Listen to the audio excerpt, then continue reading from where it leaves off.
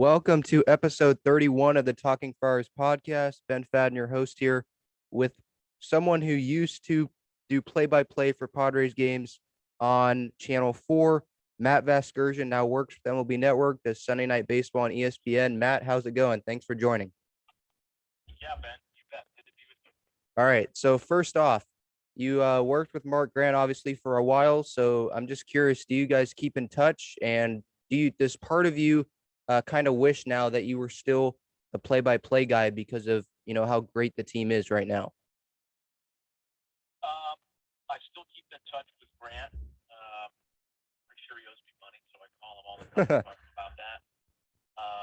Yes, I look. There's a lot of Padres envy out there for everybody who previously was attached to Grant. Do I wish I was calling games for the Padres? I wouldn't go that far because I have a number of things that I'm doing now that I'm really enjoying. But I do wonder often how much more fun it would be sitting in Petco Park watching that team play than the one that moved in there in 2004, or even the ones that played in Qualcomm in 2001 and 2 were extraordinarily very. Um, yeah, it is an exciting time for all those guys that are still involved. Padres have been there for a long time, and many people that are new to it. You know, Yeah. You work with A-Rod on ESPN, and many people, watching national TV games think that A-Rod is really only there because of his name and his brand. But could you just give me a behind the curtain kind of look at how much he prepares behind the scenes? Alex does prepare. I mean, I know that you know viewers, listeners all have their thoughts about people they enjoy listening to and hot takes about what they think somebody knows. Um, Alex's methods are different than mine. I'm a play-by-play guy. I look into numbers and biographical details.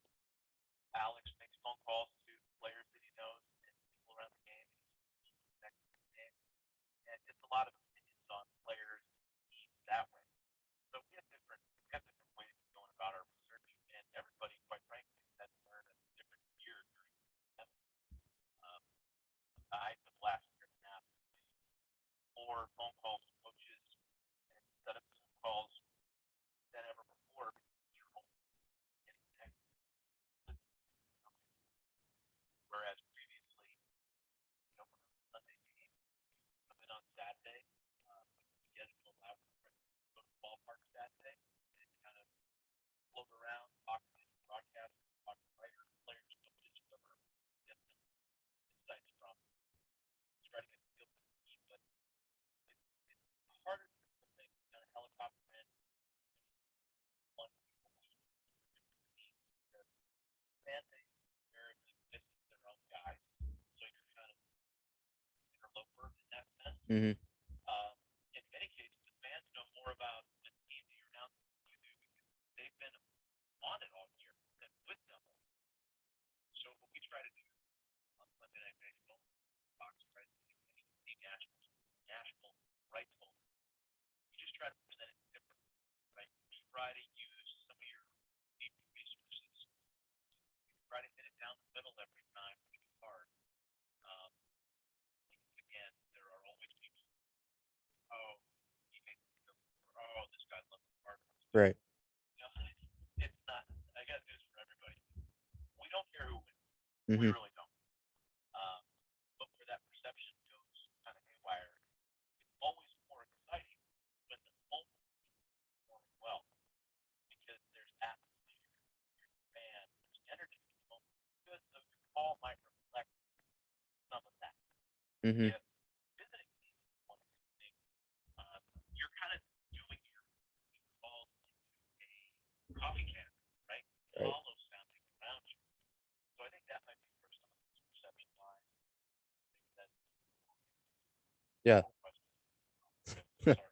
Yeah, you're good. Well, just I was just curious about that because it seems like whenever, whether it's the MLB Network showcase games or Sunday Night Baseball, it seems like every little thing, you just have so much passion and energy that I think that might rub off the other team whenever a moment for the opposing team happens, if you get what I mean. Like, so I love that passion and energy you have. I think that's one of those things that makes you great. But just what would you say about fans thinking that just because, you're yelling about a play from the other team, that you're a homer for the other team? Yeah, you're not supposed to, not supposed to, that's it, like, if somebody bags you on social media, or, you're not supposed to fight back, in other words, Right. but it's really tempting in that case, because I'll give you an example. Last year, and it was weird, it was weird for some games, such, now, we're out and about, like, last year, one of our first Kentucky game, and Aaron Judge gets a on, and I believe something, but definitely, It might have been three. Yeah. what's that? It might have been three, actually. Um, that, at any rate, I remember the one hit, just an hour flat. Hmm. When the biggest guy on the field, trying to rise up anyway, up, he can your homer like that, and he does it at home, even if it's an empty ballpark, but your call's exciting, right? I mean, it's a feat of superhuman strength. And I got a bunch of blowback from Red Sox fans, right? I mean, you're a homer. You obviously live in New York. No, no, no. None of that is right. Um, but yeah, you just have to deal with that. I mean, look, I always put myself in the shoes of my 13-year-old self. And when I was 13 years old and I was growing up as a sports fan, if there was an announcer that I thought wasn't playing it down the middle, I got cranky about it. And I used to remember watching NBC Game of the Week, and Scully was doing it. And when it was a Dodger game on NBC, I would automatically just assume that Ben was favoring the Dodgers. He wasn't, but I just assumed it because I was 13 and stupid. And I just have to remember that fans are passionate, and that there's nothing wrong with that. Right. Yeah. Moving on to the Padres here is just a simple question. Is Fernando Tatis Jr. the most talented player you've ever seen in a Padres uniform, including Tony Gwynn? Question. If you would end it with the most talented player I've ever seen, no, that's not. Right. Yeah. Yeah. But in a Padres uniform, great caveat. Oh, hard to say no to that.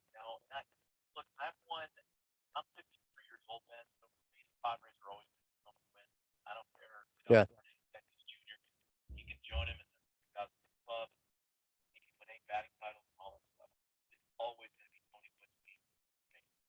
Um, is he more talented than Tony? I mean, he plays a more premium position at shortstop than right field would. He is, you know, his team is like if he does this at this level for the next decade, I'll say yes. Right now, I'm still. Okay. That's a very valid answer. Um, Moving on to these Padre Dodger games. I've been to some of them at Petco. Just a World Series atmosphere. Justin Turner wasn't lying in spring training when he was saying that there was going to be 19 World Series games. What have been your takeaways from it? Yeah, a great line, and it has played out that way. I think that they blow each other apart. It's what every good regional sports rivalry is, and when you get it intermittently on the schedule, right? When it's after a 4-game Padres Dodgers series or a 3-game Dodgers Padres series, you feel like both teams need back-to-back days off. It was the Dodgers that needed the days off the last time. That sweep was pretty amazing. Um, when I saw him that pitch hit homer against Kershaw and 3-2 win, um, and when you start digging at how dominant Kershaw's been against the Padres over the last 8 years, it really signifies the changing guard. Dude's only given up 4 pitches in his career. Mm-hmm. He's only given up 7 homers on an 0-2 count in his career. And Kim got it, and it was, ended up yes, the atmosphere's charged. charged. It's more charged in San Diego Yeah. because Padre fans have suffered a little longer, a lot longer than Dodger fans have. Yep. And I also think that Padre fans are really tired of Dodger fans coming south and kind of blowing up in their ballpark. Mm-hmm. So they put it back. And that's cool. I mean, when I used to work in Milwaukee, I used to get aggravated with Cubs fans at Miller Park. It's just because of tactical. So it's even definitely don't like physical.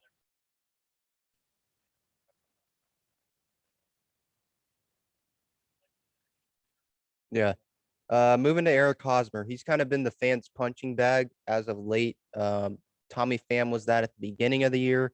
What have you made so far as of Hosmer's tenure with San Diego? I would label it as a little bit of a disappointment just based on the resume he's had. I think he had really high expectations, obviously coming over from Kansas City, but he is getting up there more in age. He's not getting younger, obviously. What have been your thoughts on Hosmer so far? Yeah, I'm going to call it a success. Look, they bought high on him, Mm-hmm. right? Coming off that World Series appearance where I think a 17-game run that the Royals had from a 17 RBI, from a run game, amazing what he did. So I think also he's the kind of guy that you have to understand signing of Hosmer started it turned on the faucet. It led to Machado, yeah. Yeah. Um, and I would equate it to when the Phillies or when the Nationals signed Jason Worth. Like Worth wasn't there for the World Series in 2019, but he was the first big domino that they landed that led to other great things happening. So Hosmer is that guy. And I also would say this: don't judge him until the Padres. He was good in that Dodgers last year. Um, but he has a terrible postseason run. That's one thing. And in there, so I'm not down on Hosmer at all. Yeah. I'm more with you because in those clutch moments, he's one of those guys where I don't know if there's anyone else that I want up, and that includes Fernando Tatis Jr. because of how clutch Hosmer has been this season against the Dodgers in those big situations. Obviously, that Sunday night game you called with A-Rod, the big sac fly, in extra innings. He's just been clutch all around. Now, moving on to the deadline approach, what do you think AJ Preller should be doing? Boy, I mean, you can never have enough pitching, even if they're just accumulating people, bullpen pieces, and their bullpen is obviously great already. I don't, you hate to say don't do anything. I've never been that fan pat trading deadline. Everybody can always do better.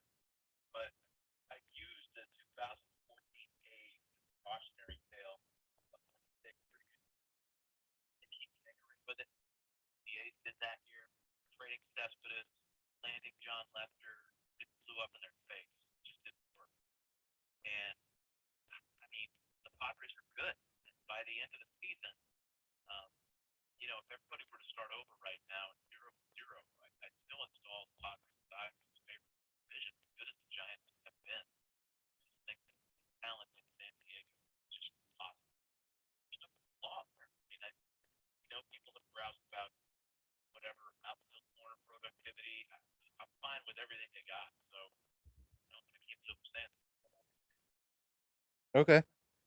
If you had to put a percentage on the Padres' chances of getting through the National League, what would it be? Well, considering their division is the best of the three, I think that Padres can take care of whoever comes out of the East. Mm-hmm. Um, Milwaukee is really good, much better than the spot. Cardinals is um, that the Cubs played well. Um, getting through the National League. harder getting through the National West. So I don't know if I were to find a percentage, like 80%. Why wouldn't I? They're as good as anyone. Okay. Yeah. The only thing that I would just kind of be concerned about is if they get in the wild card situation and they have to play either, the Giants or the Dodgers. I'd be more confident in playing the Giants than the Dodgers just because of the starting pitching. I know Kevin Gausman's been great, but I'd rather, go up against him than, a Kershaw or a Walker Buehler who has had a good amount of success against the Padres. But yeah, that's interesting. So thank you again. Yeah, go ahead. Yeah. I mean, DeGrom is amazing. Kershaw. I like my chances with Darvish in a win or go home with anybody on the planet. Maybe it's just every time I see that guy, he's dominant. But I love that guy. I don't see how he ever loses. He's one of the 2 or 3 best. And that it doesn't, okay, yeah, because it doesn't seem like anyone's talking about him as well. You hear Cole, you hear DeGrom, obviously, because of how amazing he is. But then after DeGrom in the NL, you're hearing people talk about, Zach Wheeler or Kevin Gausman, guys like that. But I'm not, at least I'm not hearing many people talk about Darvish. They're all great. Everybody mentioned, but Darvish is great. Yeah. All right. This has been Matt Vasgersian. Thank you so much, Matt, for hopping on. I know you have a busy schedule, but we'll talk later down the road. Thanks, man. Yep.